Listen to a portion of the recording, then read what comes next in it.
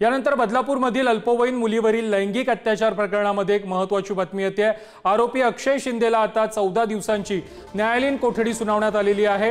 शाळेच्या मुख्याध्यापिका, अध्यक्ष आणि सेक्रेटरीला देखील आरोपी बनवण्यात आलेला आहे।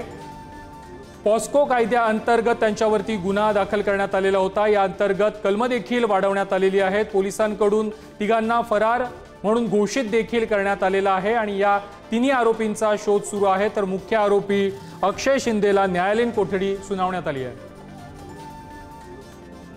आरोपीला आणि त्याच्यामध्ये 3 आरोपी त्यांना पाहिजेत, मुख्याध्यापिका, अध्यक्ष आणि सेक्रेटरी त्यांना पाहिजे असलेले आरोपी आहेत। त्यांनी आरोपी बनवले आणि सेक्शन ऍड केलेले कलम 6 आणि 21 नुसार कलम 6 मागच्या पेपरमध्ये लावला नव्हता, तो ऍड ऑन केलेला आहे। आमची पण तीच मागणी होती की सेक्शन 6 हे लावलं नव्हतं, पण ते आता पोक्सो ऍक्ट नुसार ते सेक्शन 6 लावलेलं आहे। पोलीस कोठडीची मागणी केली होती, पोलीस कस्टडी आम्ही मागणी केली होती, परंतु त्यांनी रिपोर्टच पोलिसांनी एमसीआरचा आणले। सर सेक्शन 6 महत्व काय? त्याच्यामध्ये पनिशमेंट दिलेली आहे। किती वर्षाची? त्यांनी 20 वर्ष किंवा जास्तीत जास्त लाईफ इम्प्रिजमेंट। न्यायालयीन कोठडी किती दिवसाची आहे? 14 दिवसाची न्यायालयीन।